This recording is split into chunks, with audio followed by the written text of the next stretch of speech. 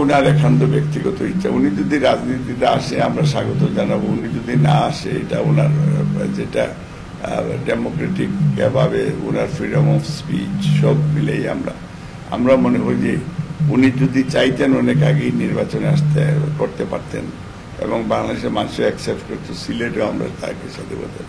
তবে আমি মনে করি যে উনি দল পাওয়ারে আসলে দেশকে সার্ভ করার অনেক স্কোপ রয়েছে। ওনার নির্বাচন না করলেও দেশকে সার্ভ করতে পারবেন, বা এখনো উনি ইন্টারন্যাশনালি উনি একজন ডক্টর জুবাইদুর রহমান, উনি কাজ করছে barrister Zaima Rahman human rights বিভিন্ন যে সেদিন আমেরিকা গেল মহাসচিবের সাথে তো কাজ করছে, তো আমরা সবাই মিলে কিন্তু কাজ করছি। প্রথমত জায়মা রহমান তো অবভিয়াসলি এটা ভূমিকা রাখবেন, এটা তো আমি বলতে পারবো না। জায়মা বাংলাদেশের এই ইয়াংদের আর একটা আইডেল হবে।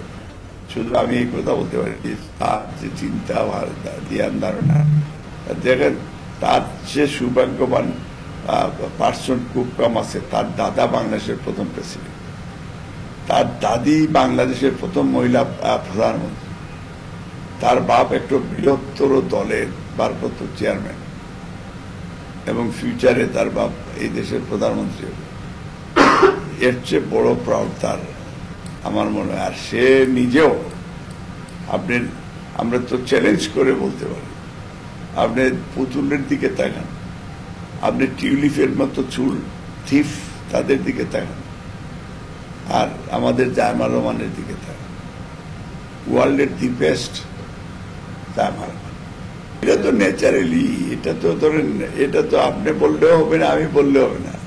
মানে আপনার সময় যখন আসবে, আকাশে চাঁদ উঠলে এমনি আপনি আলো দেখতে পাবেন। যখন জায়মা রহমান যেদিন আপনার রাজনীতিতে আসবে সেই দিন তো আরেকটা পোলারাইজেশন হবে, এটা সময় বলে দিবে।